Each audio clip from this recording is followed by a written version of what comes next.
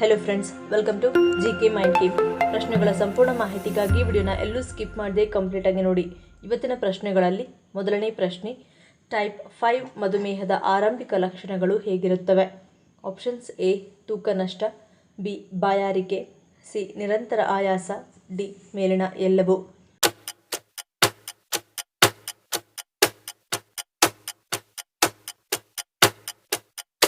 ಸರಿಯಾದ ಉತ್ತರ option D ಮೇಲಿನ ಎಲ್ಲವೂ.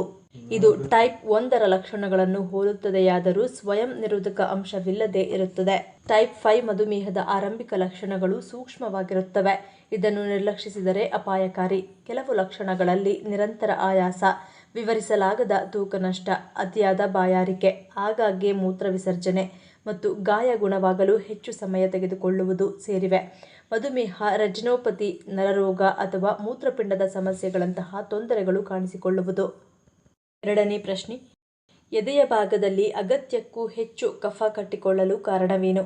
ಆಪ್ಷನ್ಸ್: ಎ ವೈರಸ್ ನಾಶ, ಬಿ ಶೀತ, ಸಿ ಸೋಂಕು, ಡಿ ಅಸ್ತಮಾ.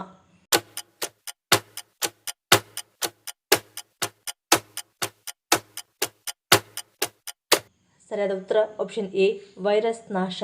ಕಫ ಎಂದರೆ ಅತಿ ಸ್ನಿಗ್ಧ, ಅಂಟಿಸಿಕೊಳ್ಳುವ ಗುಣವಿರುವ ದ್ರವವಾಗಿದ್ದು ಆರೋಗ್ಯಕ್ಕೆ ಅವಶ್ಯಕವಾಗಿ ಬೇಕಾಗಿರುವ ಸ್ರಾವ ಆಗಿದೆ. ನಮಗೆ ಬೇಕಾದಷ್ಟನ್ನು ದೇಹವೇ ಉತ್ಪಾದಿಸಿಕೊಳ್ಳುತ್ತದೆ. ಆದರೆ ಕೆಲವು ಕಾರಣಗಳಿಂದ ಎದೆಯ ಭಾಗದಲ್ಲಿ ಅಗತ್ಯಕ್ಕೂ ಹೆಚ್ಚು ಕಫ ಸಂಗ್ರಹಗೊಳ್ಳುತ್ತದೆ. ಈ ದ್ರವವನ್ನು ನಿತ್ಯವೂ ನಮ್ಮ ದೇಹ ಉತ್ಪಾದಿಸುತ್ತಲೇ ಇರುತ್ತದೆ ಹಾಗೂ ಇದರ ಪ್ರಮಾಣ ಒಟ್ಟಾರೆ ಸುಮಾರು 1 ಲೀಟರ್ನಷ್ಟಿದೆ. ಒಂದು ವೇಳೆ ಯಾವುದಾದರೊಂದು ಭಾಗದಲ್ಲಿ ಬ್ಯಾಕ್ಟೀರಿಯಾ ಅಥವಾ ವೈರಸ್ಗಳ ದಾಳಿ ಎದುರಾದಂತೆ ಕಂಡುಬಂದರೆ ನಮ್ಮ ದೇಹ ಈ ಭಾಗದ ಕಫವನ್ನು ಅತಿಯಾಗಿ ಹೆಚ್ಚಿಸಿ ಬಿಳಿ ರಕ್ತ ಕಣಗಳನ್ನು ಈ ವೈರಸ್ಗಳನ್ನು ಕೊಲ್ಲಲು ಕಳುಹಿಸುತ್ತದೆ. ಈ ಕಣಗಳು ವೈರಸ್ಗಳನ್ನು ಕೊಂದು ತಾವೂ ಸತ್ತು ಈ ಕಫದಲ್ಲಿ ಸಮಾಧಿಯಾಗುತ್ತವೆ. ಆಗ ಕಫದ ಬಣ್ಣ ಬದಲಾಗುತ್ತದೆ.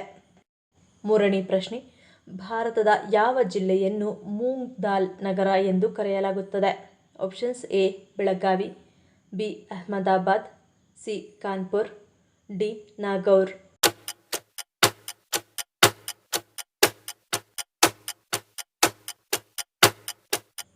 ಸರಿಯಾದ ಉತ್ತರ ಆಪ್ಷನ್ ಡಿ ನಾಗೌರ್.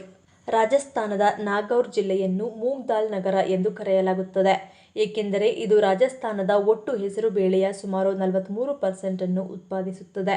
ಪ್ರಕಾಶಮಾನವಾದ ಬಣ್ಣ ಮತ್ತು ಅತ್ಯುತ್ತಮ ಗುಣಮಟ್ಟಕ್ಕೆ ಹೆಸರುವಾಸಿಯಾದ ನಾಗೌರ್ನ ಹೆಸರುಬೇಳೆಯನ್ನು ಪ್ರಮುಖ ತಿಂಡಿ ಕಂಪನಿಗಳಿಗೆ ಸರಬರಾಜು ಮಾಡಲಾಗುತ್ತದೆ ಮತ್ತು ಭಾರತದಾದ್ಯಂತ ಆನಂದಿಸಲಾಗುತ್ತದೆ.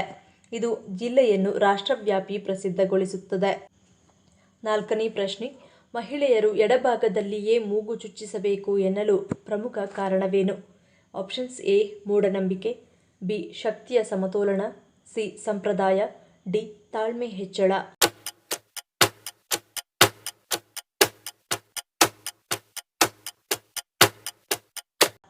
ಸರಿಯಾದ ಉತ್ತರ ಆಪ್ಷನ್ ಬಿ ಶಕ್ತಿಯ ಸಮತೋಲನ. ಮೂಗಿನ ಎಡಭಾಗದ ಚುಚ್ಚುವಿಕೆಗೆ ವಿಶೇಷ ಮಹತ್ವವಿದೆ. ಆಯುರ್ವೇದ ಮತ್ತು ಆಧುನಿಕ ವೈದ್ಯಕೀಯ ತಿಳುವಳಿಕೆಯ ಪ್ರಕಾರ ಮೂಗಿನ ಎಡಭಾಗವು ಮಹಿಳೆಯರ ಸಂತಾನೋತ್ಪತ್ತಿ ಅಂಗಗಳಿಗೆ ಸಂಬಂಧಿಸಿದ ನರಮಂಡಲದ ಬಿಂದುಗಳೊಂದಿಗೆ ಸಂಪರ್ಕ ಹೊಂದಿದೆ. ಈ ಭಾಗದಲ್ಲಿ ಚುಚ್ಚುವುದರಿಂದ ದೇಹದ ಒತ್ತಡ ಮತ್ತು ನೋವಿನ ಮಟ್ಟವನ್ನು ಕಡಿಮೆ ಮಾಡಬಹುದು. ಇದರಿಂದ ಹೆರಿಗೆಯ ಸಮಯದಲ್ಲಿ ನೋವು ಗಣನೀಯವಾಗಿ ಕಡಿಮೆಯಾಗುತ್ತದೆ. ಜೊತೆಗೆ ಈ ಚುಚ್ಚುವಿಕೆಯು ದೇಹದ ಶಕ್ತಿಯ ಸಮತೋಲನವನ್ನು ಕಾಪಾಡಲು ಸಹಾಯ ಮಾಡುತ್ತದೆ. ಕೆಲವು ಆಯುರ್ವೇದ ತಜ್ಞರ ಪ್ರಕಾರ ಮೂಗಿನ ಎಡಭಾಗದ ಚುಚ್ಚುವಿಕೆಯು ರಕ್ತದೊತ್ತಡವನ್ನು ನಿಯಂತ್ರಿಸಲು ಸಹಾಯ ಮಾಡುತ್ತದೆ. ಇದರಿಂದ ಹೃದಯ ಸಂಬಂಧಿತ ಸಮಸ್ಯೆಗಳಿಗೆ ಪರಿಹಾರ ಸಿಗುತ್ತದೆ. ಐದನೇ ಪ್ರಶ್ನೆ, ಮರಾಠ ಸಿಂಹ ಎಂದು ಪ್ರಸಿದ್ಧರಾದವರು ಯಾರು? Options: A Chhatrapati Shivaji, B Tanaji Malusare, C Mahadji Shinde, D Balgangadhar Tilak.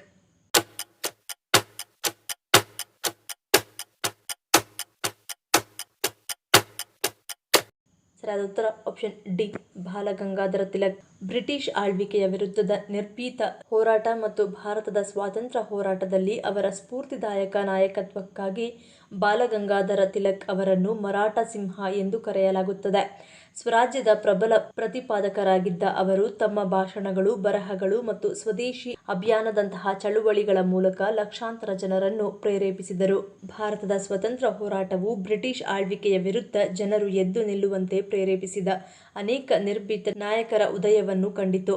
ಅವರಲ್ಲಿ ಮಹಾರಾಷ್ಟ್ರದ ಒಬ್ಬ ನಾಯಕ ತನ್ನ ಧೈರ್ಯ, ಶಕ್ತಿಶಾಲಿ ಭಾಷಣಗಳು ಮತ್ತು ಸ್ವ ಆಡಳಿತದ ಬಗ್ಗೆ ಅಚಲ ನಂಬಿಕೆಯಿಂದ ಎದ್ದು ಕಾಣುತ್ತಿದ್ದ. ಅವರ ಧೈರ್ಯ ಮತ್ತು ನಾಯಕತ್ವಕ್ಕಾಗಿ ಅವರನ್ನು ಮರಾಠ ಸಿಂಹ ಎಂದು ಕರೆಯಲಾಗುತ್ತಿತ್ತು. 7ನೇ ಪ್ರಶ್ನೆ, ಯಾವ ರೀತಿಯ ಜನರಲ್ಲಿ ವಿಟಮಿನ್ ಡಿ ಕೊರತೆ ಹೆಚ್ಚಾಗಿ ಕಾಣಿಸಿಕೊಳ್ಳುತ್ತದೆ? ಆಪ್ಷನ್ಸ್ ಎ ಅತಿಯಾದ ತೂಕ, ಬಿ ಆರೋಗ್ಯ ಸಮಸ್ಯೆ, ಸಿ ವಯಸ್ಸಾದವರಲ್ಲಿ, ಡಿ ಕೆಲಸಕ್ಕೆ ಹೋಗುವವರು.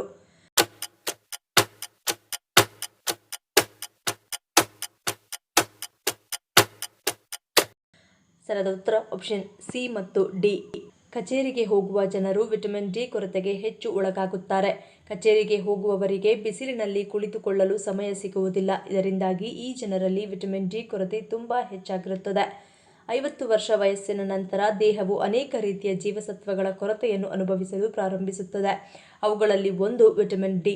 ಈ ವಯಸ್ಸಿನಲ್ಲಿ ದೇಹವು ಸೂರ್ಯನ ಬೆಳಕಿನಿಂದ ವಿಟಮಿನ್ ಡಿಯನ್ನು ಉತ್ಪಾದಿಸಲು ಸಾಧ್ಯವಾಗುವುದಿಲ್ಲ.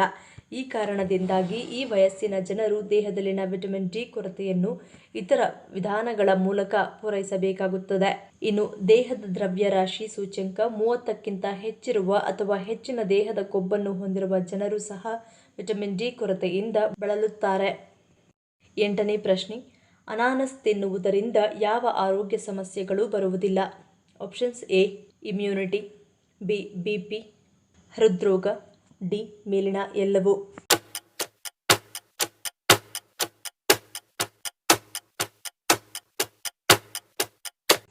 ಸರಿಯಾದ ಉತ್ತರ ಆಪ್ಷನ್ ಡಿ ಮೇಲಿನ ಎಲ್ಲವೂ. ಬೆಳಗ್ಗಿನ ಉಪಹಾರದೊಂದಿಗೆ ಅನಾನಸ್ ತಿನ್ನುವುದರಿಂದ ದೇಹವು ಅದರ ಪೋಷಕಾಂಶಗಳನ್ನು ತ್ವರಿತವಾಗಿ ಹೀರಿಕೊಳ್ಳಲು ಸಹಾಯ ಮಾಡುತ್ತದೆ. ಇದು ಜೀರ್ಣಾಂಗ ವ್ಯವಸ್ಥೆಯನ್ನು ಸುಧಾರಿಸುತ್ತದೆ, ದೇಹಕ್ಕೆ ತಕ್ಷಣದ ಶಕ್ತಿಯನ್ನು ಒದಗಿಸುತ್ತದೆ. ಅನಾನಸ್ನಲ್ಲಿರುವ ಆಮ್ಲೀಯತೆಯು ಕೆಲವು ಜನರಲ್ಲಿ ಜೀರ್ಣಕಾರಿ ಸಮಸ್ಯೆಗಳನ್ನುಂಟು ಮಾಡಬಹುದು. ಅಂತಹ ಜನರು ಸೀಮಿತ ಪ್ರಮಾಣದಲ್ಲಿ ಮಾತ್ರ ತಿನ್ನಬೇಕು. ನಿಮ್ಮ ದೈನಂದಿನ ಆಹಾರದಲ್ಲಿ ಅನಾನಸನ್ನು ಸೇರಿಸಿಕೊಳ್ಳುವುದರಿಂದ ಜೀರ್ಣಕಾರಿ ಸಮಸ್ಯೆಗಳು, ರೋಗನಿರೋಧಕ ಕೊರತೆ, ಉರಿಯೂತ, ಹೃದ್ರೋಗಗಳು, ಚರ್ಮದ ಸಮಸ್ಯೆಗಳು ಮತ್ತು ಮಾನಸಿಕ ಒತ್ತಡದಂತಹ ಅನೇಕ ಆರೋಗ್ಯ ಸಮಸ್ಯೆಗಳನ್ನು ತಡೆಯಬಹುದು. 9ನೇ ಪ್ರಶ್ನೆ, ಲೋಕಿತವಾಡಿ ಎಂದು ಯಾರನ್ನು ಕರೆಯಲಾಗುತ್ತಿತ್ತು? Options A Gopal Hari Deshmukh, B Gopalkrishna Gokhale, C Firoz Shah Mehta, D Balgangadhar Tilak.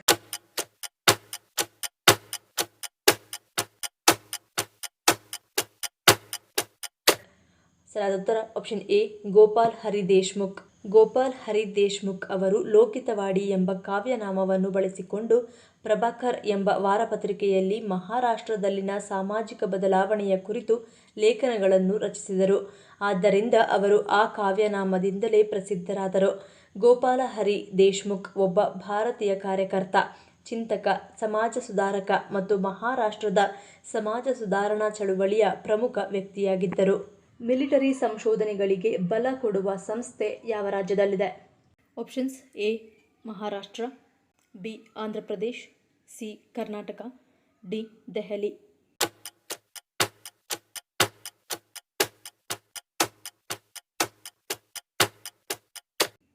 ಸರಿಯಾದ ಉತ್ತರ ಆಪ್ಷನ್ ಸಿ ಕರ್ನಾಟಕ. ಭಾರತದಲ್ಲಿ ರಕ್ಷಣಾ ಪಡೆಗಳಿಗೆ ಮೀಸಲಾಗಿರುವ ಸಂಶೋಧನಾ ಸಂಸ್ಥೆ DRDO. ಇದರ 11 ಪ್ರಯೋಗಾಲಯಗಳಲ್ಲಿ ಒಟ್ಟು 6 ಬೆಂಗಳೂರಿನಲ್ಲೇ ಕಾರ್ಯನಿರ್ವಹಿಸುತ್ತವೆ. ಸೇನೆಗೆ ಬುಲೆಟ್ ಪ್ರೂಫ್ ಜಾಕೆಟ್ನಿಂದ ಹಿಡಿದು ಬಾಂಬ್ ನಿಷ್ಕ್ರಿಯಗೊಳಿಸುವ ರೋಬೋಟ್ವರೆಗೂ ಸಂಶೋಧನೆಗಳು ಸಾಗುವಂತ ಕೇಂದ್ರ. ಇನ್ನು ದೇಶದ ಉದ್ದಗಲಕ್ಕೂ ಹರಡಿಕೊಂಡಿರುವ ರೇಡಾರ್ಗಳ ತವರು ಮನೆ ಬೆಂಗಳೂರು. ಎಲೆಕ್ಟ್ರಾನಿಕ್ಸ್ ಮತ್ತು ರೇಡಾರ್ ಅಭಿವೃದ್ಧಿ ಸಂಸ್ಥೆ ಸೈನ್ಯಕ್ಕೆ ಅಲ್ಲದೆ ನಾಗರಿಕ ವೈಮಾನಿಕ ಸೇವೆಗೆ ಅವಶ್ಯಕತೆ ಇರುವ ಹಲವು ವಿವಿಧ ಆಧುನಿಕ ರೇಡಾರ್ಗಳನ್ನು ತಯಾರಿಸುತ್ತಿದೆ. ಇನ್ನು ರೇಡಾರ್ಗಳು ಮತ್ತು ವೈಮಾನಿಕ ಸಂಬಂಧಿತ ಸಲಕರಣೆಗಳನ್ನು ತಯಾರಿಸುವ ಕಾರ್ಖಾನೆ ಭಾರತ್ ಎಲೆಕ್ಟ್ರಾನಿಕ್ಸ್ ಲಿಮಿಟೆಡ್. ಇಲ್ಲಿ ತಯಾರಾದ ಸಾಧನ ಸಾಮಗ್ರಿಗಳು ರಷ್ಯಾ, ಇಟಲಿ, ಜರ್ಮನಿ, ಅಮೆರಿಕ ಮತ್ತು ಬ್ರಿಟನ್ನಿಗೂ ರಫ್ತು ಮಾಡಲಾಗುತ್ತದೆ. ವಾರಕ್ಕೆ 2 ಬಾರಿ ಯಾವುದನ್ನು ತಿನ್ನುವುದರಿಂದ ಹೃದಯಾಘಾತವಾಗುವುದಿಲ್ಲ? ಆಪ್ಷನ್ಸ್ ಎ ಮೇಕೆ ಮಾಂಸ, ಬಿ ಮೀನು, ಸಿ ಹಂದಿ ಮಾಂಸ, ಡಿ ಏಡಿ.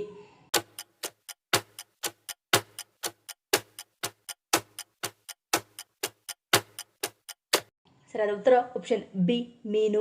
ಮೀನು ಒಮೆಗಾ 3 ಕೊಬ್ಬಿನಾಮ್ಲಗಳಿಂದ ಸಮೃದ್ಧವಾಗಿದ್ದು ವಾರಕ್ಕೆ 2 ಬಾರಿಯಾದರೂ ಇದನ್ನು ತಿನ್ನುವುದರಿಂದ ಹೃದಯದ ಆರೋಗ್ಯಕ್ಕೆ ಉತ್ತಮ ಎನ್ನಲಾಗುತ್ತದೆ. ಮೀನು ತಿನ್ನುವುದು ಕೊಲೆಸ್ಟ್ರಾಲ್ ಪ್ರೊಫೈಲ್ ಅನ್ನು ಸುಧಾರಿಸಲು ಸಹಾಯ ಮಾಡುತ್ತದೆ. LDL ಅಪಧಮನಿಗಳಲ್ಲಿ ಪ್ಲೇಕ್ ನಿರ್ಮಾಣದಿಂದಾಗಿ ರಕ್ತದ ಹರಿವು ಕಡಿಮೆಯಾಗುತ್ತದೆ ಮತ್ತು ಹೃದಯ ಸಂಬಂಧಿ ಸಮಸ್ಯೆಗಳ ಸಾಧ್ಯತೆ ಹೆಚ್ಚಾಗುತ್ತದೆ. ಆರೋಗ್ಯಕರ ಕೊಲೆಸ್ಟ್ರಾಲ್ ಸಮತೋಲನವು ಹೃದಯದ ಆರೋಗ್ಯಕ್ಕೆ ಮುಖ್ಯವಾಗಿದೆ ಮತ್ತು ಮೀನು ನೈಸರ್ಗಿಕವಾಗಿ ಇದನ್ನು ಸಾಧಿಸಲು ಸಹಾಯ ಮಾಡುತ್ತದೆ. ಮೀನು ಉತ್ತಮ ಕೊಲೆಸ್ಟ್ರಾಲ್ ಅನ್ನು ಉತ್ತೇಜಿಸುವ ಮತ್ತು ಕೆಟ್ಟ ಕೊಲೆಸ್ಟ್ರಾಲ್ ಅನ್ನು ನಿಗ್ರಹಿಸುವ ರೀತಿಯಲ್ಲಿ ನಮ್ಮ ಆಹಾರದಲ್ಲಿ ಸೇರಿಸುವುದು ಮುಖ್ಯ ವಿಷಯವಾಗಿದೆ. ಈ ಪ್ರಶ್ನೆಗಳಲ್ಲಿ ನೀವು ಎಷ್ಟು ಪ್ರಶ್ನೆಗಳಿಗೆ ಸರಿ ಉತ್ತರವನ್ನು ಕೊಟ್ಟರೆ ಅನ್ನೋದನ್ನು ಕಮೆಂಟ್ ಮಾಡಿ ತಿಳಿಸಿ. ಈ ವಿಡಿಯೋ ನಿಮ್ಗೆ ಇಷ್ಟ ಆಗಿದ್ರೆ ಮರಿದೇ ಲೈಕ್ ಮಾಡಿ, ಶೇರ್ ಮಾಡಿ, ಸಬ್ಸ್ಕ್ರೈಬ್ ಮಾಡಿ. ನನ್ನ ಚಾನಲ್ನ ಇನ್ನೂ ಸಬ್ಸ್ಕ್ರೈಬ್ ಮಾಡಿದೆ ಹಾಗೆ ವಿಡಿಯೋಸ್ ನೋಡ್ತಿದ್ರೆ ಪ್ಲೀಸ್ ಸಬ್ಸ್ಕ್ರೈಬ್ ಮಾಡಿ, ಸಪೋರ್ಟ್ ಮಾಡಿ. ಮತ್ತೊಂದು ಇಂಟ್ರೆಸ್ಟಿಂಗ್ ವಿಡಿಯೋನಿಗೆ ಸಿಗ್ತೀನಿ. Until love you all, take care.